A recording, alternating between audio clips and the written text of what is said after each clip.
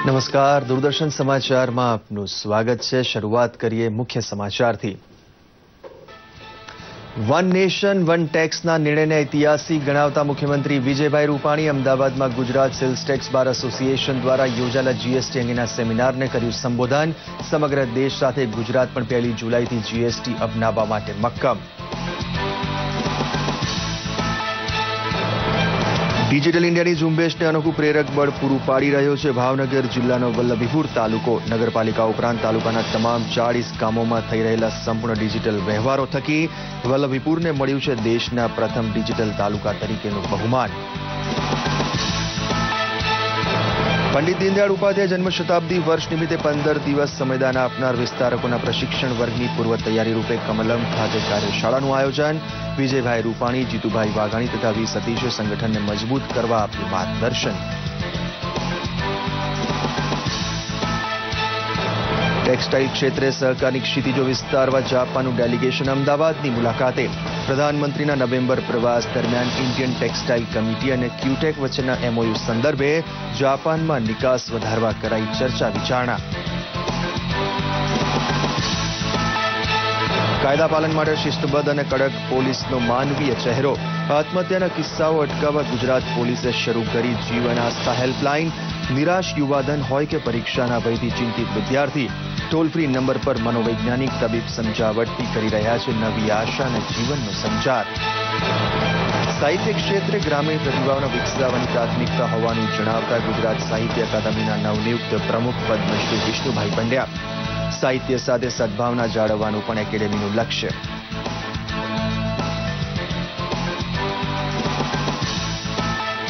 પાકિસ્તાન દ્વારા ફરી સંઘર્ષ વિરામનો ભંગ। જમ્મુના નૌશેરા સેક્ટરમાં કરેલા ગોળીબારમાં 2 નાગરિકોના મોત, 4 જવાન સહિત 7 જેટલા ઘાયલ। ભારતીય સૈન્ય દ્વારા પણ જોરદાર વળતી કાર્યવાહી। શહીદ લેફ્ટનન્ટ ફયાઝને કૃતજ્ઞ રાષ્ટ્રની શ્રદ્ધાંજલિ।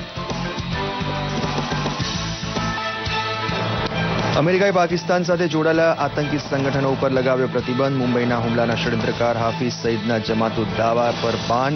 સંયુક્ત રાષ્ટ્ર સમિતિએ પાકિસ્તાન પોલીસ અને ગુપ્તચર સંસ્થાઓ દ્વારા થતા અત્યાચારની કરી નિંદા।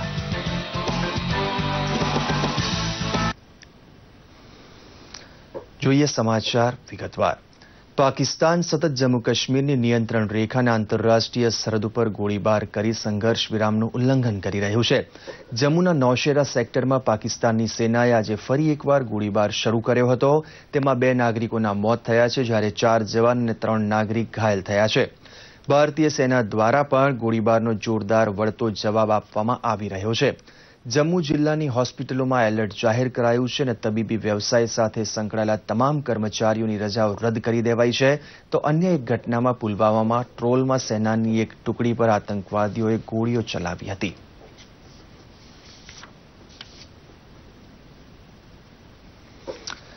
શોપિયામાં શહીદ થયેલા લેફ્ટનન્ટ ઉમર ફયાઝના પરિવારજનોને સૈન્યના અધિકારીઓએ મળીને સાંત્વના આપી હતી તેમજ એક શાળાનું નામ ઉમર ફયાઝ ગુડવિલ સ્કૂલ રાખવાની ઘોષણા પણ કરી હતી। તેમજ શહીદ લેફ્ટનન્ટ ઉમર ફયાઝના પરિવારને 75 લાખ રૂપિયાનો ચેક અર્પણ કર્યો હતો। શહીદ ફયાઝને શ્રદ્ધાંજલિ અર્પણ કરવા માટે આજે સાંજે દિલ્હીના ઇન્ડિયા ગેટ ખાતે કેન્ડલ લાઇટ માર્ચ પણ આયોજિત કરવામાં આવી છે। ઉપરાંત ઉમર ફયાઝના હત્યારાઓને પકડવા માટે પોસ્ટર્સ પણ લગાવાયા છે અને આ ગુનેગારોને પકડવામાં મદદરૂપ બનનાર વ્યક્તિ માટે ઇનામની પણ જાહેરાત કરવામાં આવી છે। અમેરિકાએ પાકિસ્તાન સ્થિત આતંકવાદી અને મુંબઈ હુમલાના ષડયંત્રકર્તા હાફિઝ સઈદના જમાતુદ દાવા ઉપર પ્રતિબંધ લગાવ્યો છે। આ પ્રતિબંધ આતંકવાદીઓનું નેતૃત્વ અને નાણાં એકત્રિત કરનાર નેટવર્કને નેસ્તનાબૂદ કરવાના પ્રયાસ માટે લગાવ્યો છે। આ પ્રતિબંધ લશ્કરે તૈયબા, જમાતુદ દાવા, તાલિબાન જમાતુદ દાવા, અલ કુરાન અને ઇસ્લામિક સ્ટેટ ઓફ ઇરાક અને સિરિયા તેમજ ISIS ખુરાસન ઉપર લગાવ્યો છે। ખુરાસન એક ઐતિહાસિક ક્ષેત્ર છે જેમાં ઉત્તર પૂર્વ ઇરાકનો મોટો ભાગ, દક્ષિણી તુર્કમેનિસ્તાન, ઉત્તર અફઘાનિસ્તાન અને ભારતનો ભાગ સામેલ છે। Treasury office of foreign assets કંટ્રોલના નિદેશક જ્હોન સ્મિથે કહ્યું કે આ પ્રતિબંધ લગાવવાનો ઉદ્દેશ્ય પાકિસ્તાનમાં ઉપસ્થિત નાણાકીય સહાયના નેટવર્કને બંધ કરાવવાનો છે। કોંગ્રેસ અધ્યક્ષા સોનિયા ગાંધી તથા ઉપાધ્યક્ષ રાહુલ ગાંધીને બેવડો ઝાટકો લાગ્યો છે. એક તરફ તો નેશનલ હેરાલ્ડ કેસમાં દિલ્હી હાઈકોર્ટે ઇન્કમટેક્સને આ મામલાની તપાસ કરવા માટે લીલી ઝંડી આપી છે, તો બીજી તરફ કોંગ્રેસનો ગઢ ગણાતા અમેઠીમાં ગાંધી પરિવાર દ્વારા સંચાલિત રાજીવ ગાંધી ચેરિટેબલ ટ્રસ્ટની જમીન અંગે સવાલો ઉભા થયા છે. આ ટ્રસ્ટ જે જમીન પર છે તે જમીન 1982માં અમેઠીના જોયસાના બહાદુરપુરના ખેડૂતોએ તે સમયની સરકારને શાળા બનાવવા માટે આપી હતી, પરંતુ બાદમાં ही રાજીવ ગાંધી ચેરિટેબલ ટ્રસ્ટ દ્વારા વોકેશનલ તાલીમની શરૂઆત કરવામાં આવી હતી. હાલમાં પણ આ જમીન પર રાજીવ ગાંધી ટ્રસ્ટે કબજો જમાવેલો છે. આથી એક આરટીઆઈ કરવામાં આવી હતી, જેમાં અમેઠી જિલ્લા તંત્ર દ્વારા ગોળ ગોળ જવાબ આપવામાં આવ્યા હતા, પરંતુ કેન્દ્રીય મંત્રી સ્મૃતિ ઈરાનીના હસ્તક્ષેપ બાદ તંત્રએ આ બાબતને ગંભીરતાથી લીધી હતી અને ચેરિટેબલ ટ્રસ્ટને નોટિસ પાઠવી હતી. નોંધનીય છે કે રાહુલ ગાંધી અમેઠીમાંથી સાંસદ છે. રૂપિયાની ડિજિટલ લેવડ દેવડ કરવાનો કસબ ગામડે ગામડે ઘેર ઘેર પહોંચે તે માટે સરકારની મહેનત ખરેખર રંગ લાવી છે. ભાવનગરના વલ્લભીપુર તાલુકાએ સાબિત કર્યું છે કે ટેકનોલોજીના આશીર્વાદ પામવા હોય તો ડિજિટલ સાક્ષરતા કેળવે જ છૂટકો. આખો તાલુકો રોકડ ચલણ છોડી આવક ખર્ચના વ્યવહાર ડિજિટલ રસ્તે કરતો થયો હોવાથી આમ આદમીની ડિજિટલ દીવાનગી શાબાશીને પાત્ર બની છે.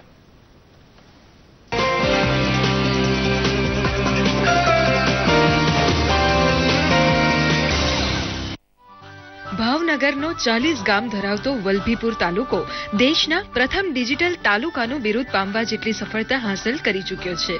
રોકડા નાણાંની લેવડ દેવડના ડિજિટલ વિકલ્પનો ઉપયોગ અહીં સરકારી કચેરીથી માંડી શાકભાજીવાળા સુધી બધા કરતા થયા છે.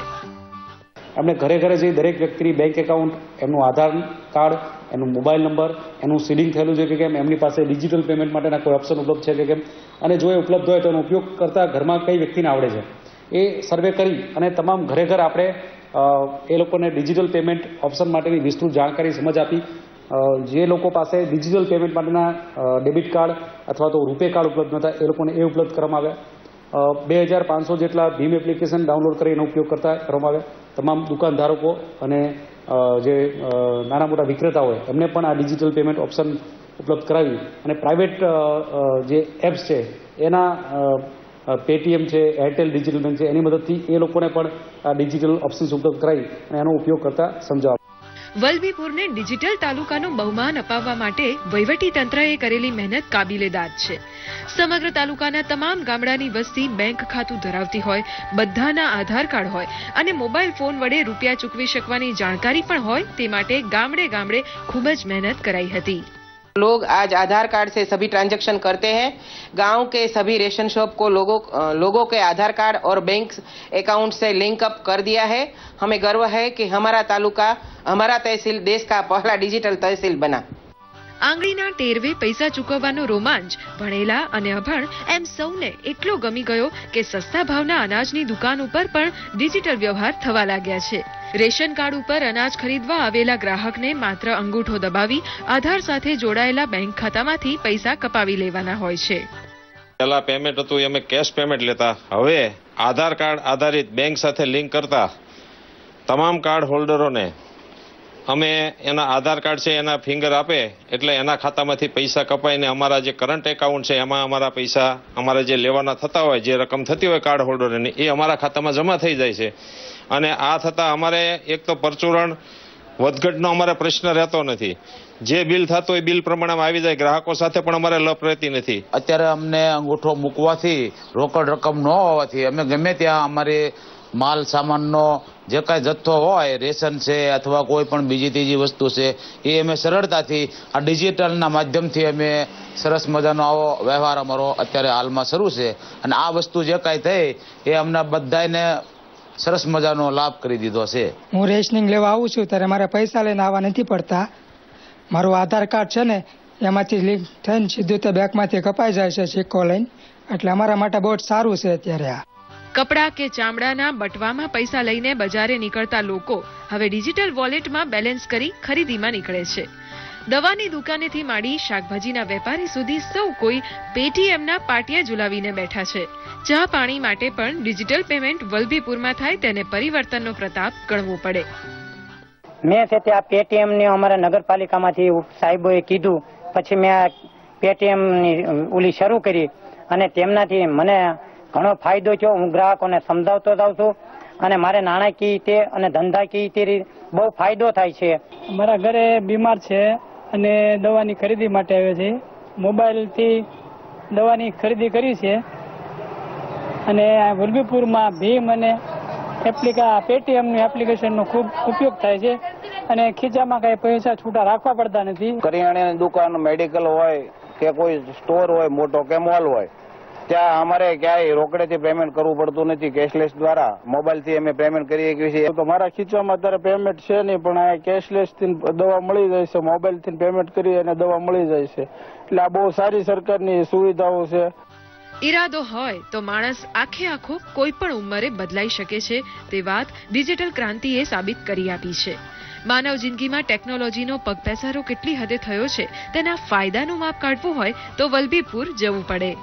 દૂરદર્શન માટે ભાવનગરથી હિતેશ રાઠોડનો રિપોર્ટ. મુખ્યમંત્રી વિજયભાઈ રૂપાણીએ આજે જીએસટી બાર એસોસિએશન દ્વારા આયોજિત એક દિવસીય સેમિનારને ખુલ્લો મૂક્યો હતો અને જણાવ્યું હતું કે એક સમાન કરમાળખા અંગેનો ગુડ્સ એન્ડ સર્વિસ ટેક્સનો 1 જુલાઈથી અમલ કરવામાં આવશે. તેમજ તેમણે ઉમેર્યું હતું કે એક દેશ એક ભાવ માટે પ્રજાના હિતમાં લાવવામાં આવેલો આ કાયદો જનહિતકારી પુરવાર થઈ રહેશે.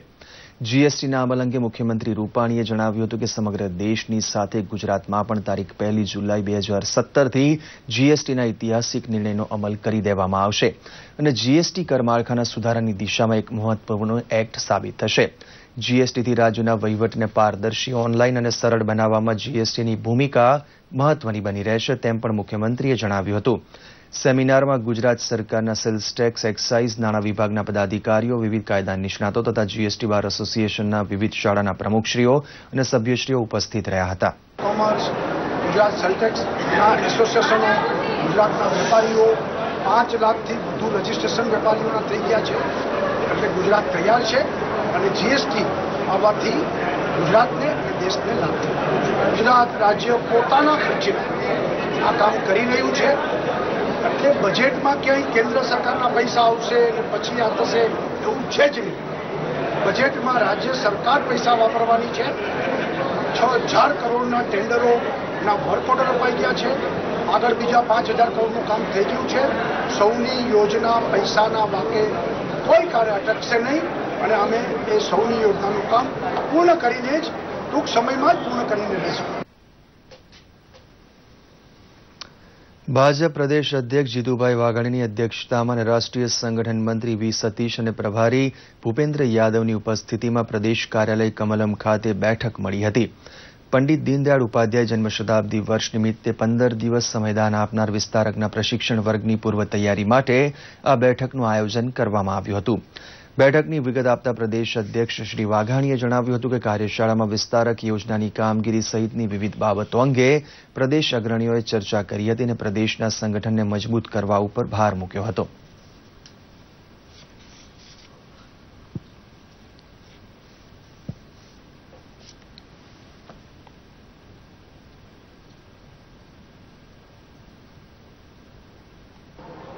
થી 25 સુધી તમામ વિસ્તારક તરીકે 48,000 બૂથમાં રાજ્યના કાર્યકર્તાઓ જવાના છે.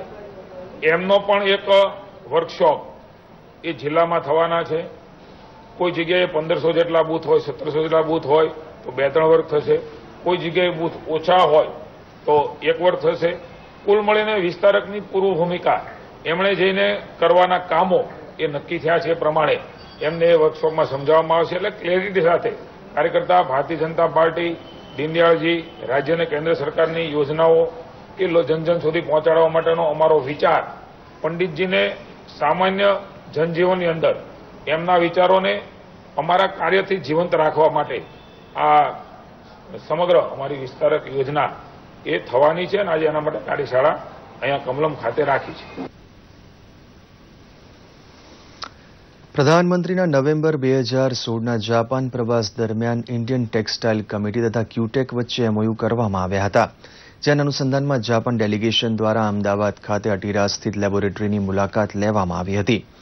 ભારત દ્વારા યુરોપમાં ટેક્સટાઇલ ક્ષેત્રે વધુ એક્સપોર્ટ થાય છે, ત્યારે જાપાનમાં ટેક્સટાઇલ ક્ષેત્રમાં એક્સપોર્ટ વધે તે માટે તેની જરૂરિયાત ઊભી કરવા તેને ધ્યાનમાં રાખવા કેપેસિટી બિલ્ડિંગ પ્રોગ્રામનું આયોજન કરવામાં આવ્યું હતું. આ કાર્યક્રમમાં ટેક્સટાઇલ ક્ષેત્રે સંકળાયેલ લોકો ઉપસ્થિત રહ્યા હતા. ટેક્સટાઇલ કમિટીના ડાયરેક્ટર કાર્તિકેય દાંડાએ જણાવ્યું હતું કે ભારતમાં ટેક્સટાઇલ ક્ષેત્રે ક્વોલિટી સ્ટાન્ડર્ડ્સને વધારી વધુ એક્સપોર્ટ થાય તે માટે પ્રયાસ કરવામાં આવશે. जो जापानीज के लिए जो हमारा एक्सपोर्ट है वो कम है और ये प्रोग्राम होने के बाद हमें पता लगेगा कि हमें कैसे क्वालिटी स्टैंडर्ड और बढ़ाना है और वो क्वालिटी स्टैंडर्ड से और टेस्टिंग करके इसके अंदर और भी हमारा एक्सपोर्ट बढ़ेगा जापानीज मार्केट के लिए. Japan is usually use the JIS, Japanese Industrial Standards. So then that's different from ISO or Indian standard. So that's a main point of this time. So I want to share with the Indian industrials about the Japan quality this time. અત્યારના તણાવભર્યા જીવનમાં આત્મહત્યાના કિસ્સામાં સતત વધારો થઈ રહ્યો છે. આવા સમયે જો કોઈ આત્મહત્યા કરવા માંગતાને ઉગારી લે તો ચોક્કસથી તેને નવજીવન મળે છે. અને આ સત્કારે ઉપાડ્યું છે કોઈ સામાજિક સંસ્થાએ નહીં પણ ગુજરાત પોલીસે. અમે તમને આજે પોલીસનો માનવીય અભિગમ બતાવવા જઈ રહ્યા છીએ. જી હા, ગુજરાત પોલીસે આત્મહત્યાનો વિચાર કરનારા અનેક લોકોની જિંદગી બચાવી એક આસ્થા જગાવી છે. જોઈએ આ અહેવાલ. જીવન ઈશ્વરે મનુષ્યને આપેલી અનમોલ ભેટ છે, પરંતુ ઘણા લોકો પરિસ્થિતિઓથી ગભરાઈને પોતાના જીવન પર પૂર્ણવિરામ મૂકે છે. પણ તેમને એ ખ્યાલ નથી કે નિરાશાની આ ક્ષણ તેમના પોતાના સ્વજનોને જિંદગીભર કેટલી મોંઘી પડી શકે છે.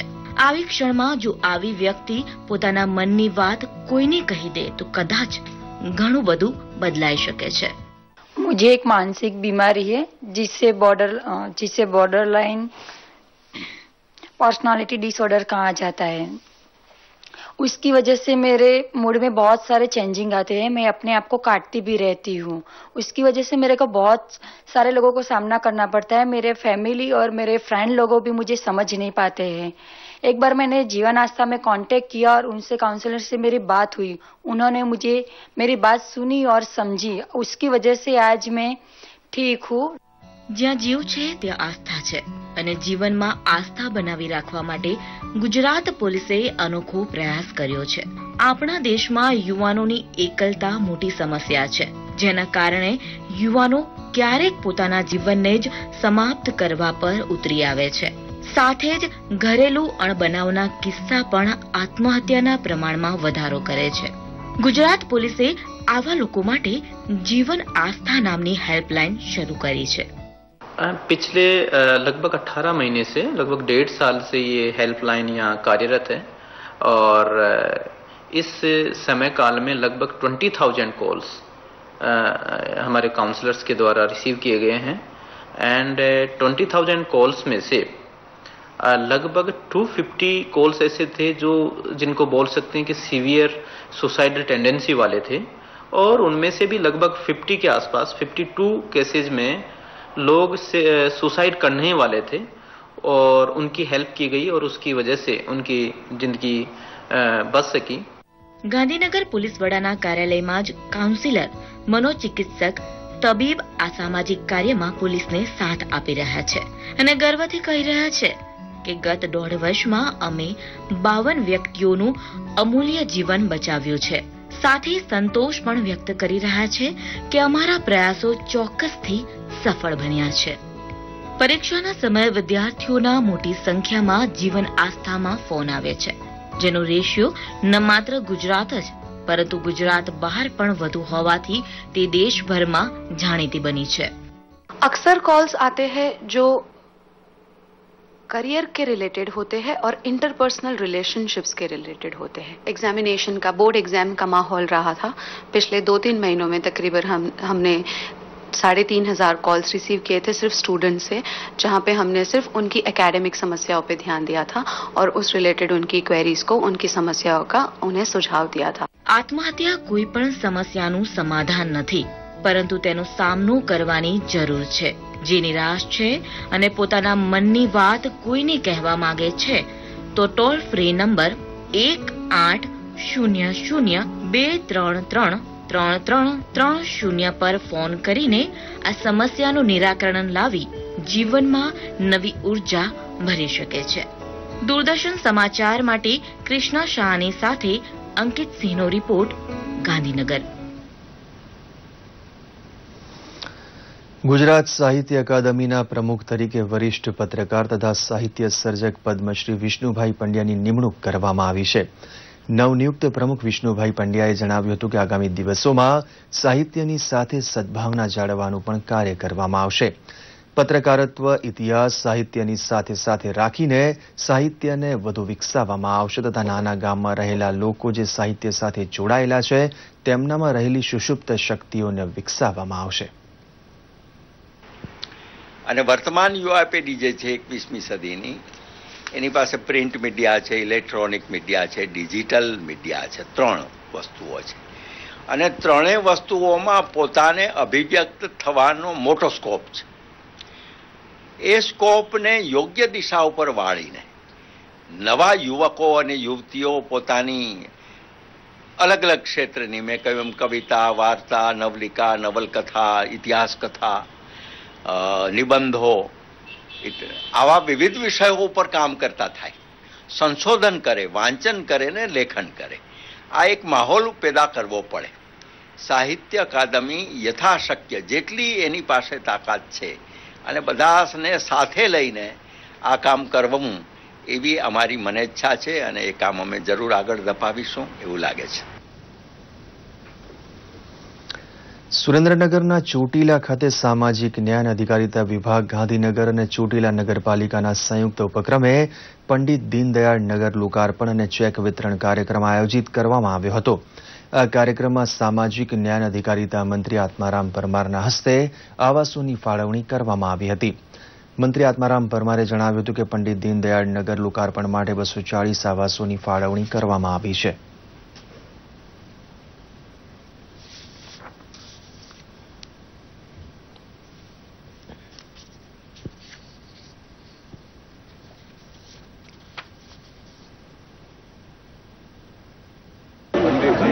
આવાસ યોજના હેઠળ 240 જેટલા આવાસો ઉદસ્તી જાતિ હેઠળના સમાજના લોકોને અસર કર્યા છે.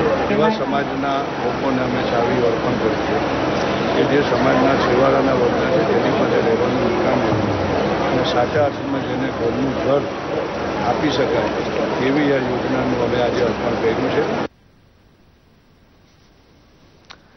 દ્વારિકા જિલ્લાના ખંભાળિયા ખાતે જામનગર તથા દેવભૂમિ દ્વારિકા જિલ્લાના સંયુક્ત કૃષિ મહોત્સવ 2017 કૃષિ અને ઉર્જા મંત્રી ચીમનભાઈ સાપરિયાના અધ્યક્ષસ્થાને યોજાયો હતો.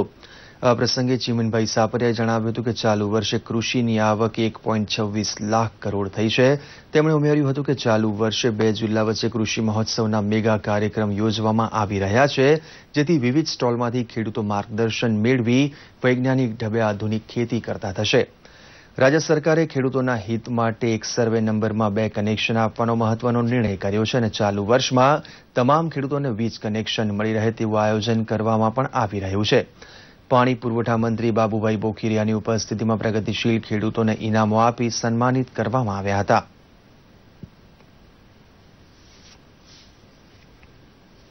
આ કૃષિ મહોત્સવના માધ્યમથી વૈજ્ઞાનિક માર્ગદર્શન અને પ્રદર્શનના માધ્યમથી નવી નવી ટેકનોલોજી અને સંશોધન થયેલા બિયારણનું માર્ગદર્શન અને માહિતી ઘર આંગણે મળે એના માટેનું આયોજન કરવામાં આવ્યું.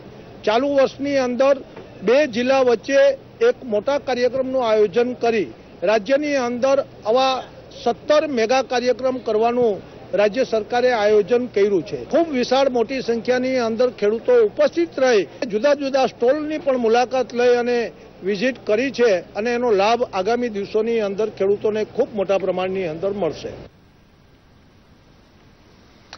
વર્ષ 2017 સ્વચ્છતા સર્વેક્ષણમાં દેશના 500 શહેરોમાં 33મું સ્થાન પ્રાપ્ત કરનારા ભાવનગર મહાનગરપાલિકા દ્વારા સિદ્ધિ અપાવનાર સફાઈ કામદારોનું સન્માન કરવામાં આવ્યું હતું. સફાઈ કામદારો રેલી સ્વરૂપે મોતીબાગ ટાઉન હોલ ખાતેથી નીકળી યશવંતરાય નાટ્યગૃહ પહોંચ્યા હતા, જ્યાં 13 વોર્ડના પુરુષ, મહિલા અને સિપાહી કામદારોને રક્ષા પોટલી બાંધી મોમેન્ટો આપીને સન્માનિત કરવામાં આવ્યા હતા. આ પ્રસંગે કમિશનર મનોજભાઈ કોઠારીએ જણાવ્યું હતું કે દેશમાં ભાવનગરે સ્વચ્છતા અભિયાનમાં 33મું સ્થાન પ્રાપ્ત કર્યું છે. તે ગૌરવની વાત છે, પરંતુ વર્ષ 2018માં ભાવનગરનો નંબર 1 થી 10માં આવે તે માટે અભિયાન આગળ ધપાવવા માટે પ્રયત્નશીલ બનવાનું રહેશે. આ માટે તેમણે શહેરના સન્માનિત નાગરિકોને પણ પૂરતો સહયોગ આપવાનો અનુરોધ કર્યો હતો.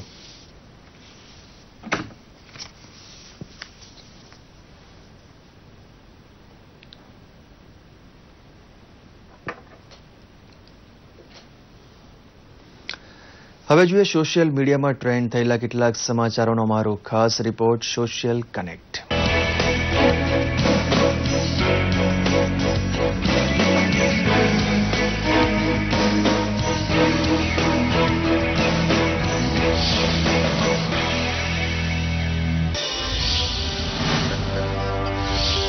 ગૃહમંત્રી પ્રદીપસિંહ જાડેજાએ યુવાઓને હેલ્મેટ પહેરવા માટે અપીલ કરતું ટ્વીટ કર્યું છે. તેમણે કહ્યું કે હેલ્મેટ એ માથાનો ભાર નહીં પણ સુરક્ષાનો તાજ છે. આ સાથે જ તેમણે કહ્યું કે ગરમીમાં હેલ્મેટ પહેરવું થોડીક તકલીફ ભર્યું છે, પણ હેલ્મેટની નાનકડી તકલીફ કરતા જીવન વધુ મૂલ્યવાન છે. અભિનેતા અમિતાભ બચ્ચનને વિશ્વ સ્વાસ્થ્ય સંગઠનના સદભાવના દૂત નિયુક્ત કરાયા છે. અમિતાભ બચ્ચને ટ્વીટ કરી આ માહિતી પોસ્ટ કરી છે, જેમાં અમિતાભ બચ્ચન દક્ષિણ એશિયા ક્ષેત્રમાં હિપેટાઇટિસ રોકવા અંગે લોકોમાં જાગૃતિ લાવશે. વિરાટ કોહલીને નવી લોન્ચ થયેલી ઓડી Q7 કાર ભેટમાં અપાઈ છે. ઓડી કારનું અપગ્રેડ થયેલા Q7 મોડેલને કોહલીએ ખૂબ પસંદ કર્યું છે. આ માટે ઓડીનો આભાર વ્યક્ત કરી નવી કાર સાથેનો ફોટો ટ્વીટ કર્યો છે, જેને ખૂબ જ લાઇક્સ મળી રહી છે. દુનિયાનો સૌથી લાંબો ઝૂલતો પુલ જર્મનીમાં લોકો માટે ખુલ્લો મૂકવામાં આવ્યો છે. 100 મીટર ઊંચો, 458 મીટર લાંબો અને 75 મીટરની ઊંડાઈનો પેન્ડ્યુલમ જમ્પ મારી શકાય તેવો આ પુલ છે. આ પુલને બનાવવામાં 5 વર્ષનો સમય લાગ્યો હતો. યુટ્યુબ પર આ વિડીયો ખૂબ જોવાઈ રહ્યો છે. આ પુલની વિશ્વ કક્ષાએ નોંધ લેવાઈ રહી છે. સોશિયલ મીડિયા ડેસ્કથી અંકિત ચૌહાણનો રિપોર્ટ, દૂરદર્શન સમાચાર, અમદાવાદ.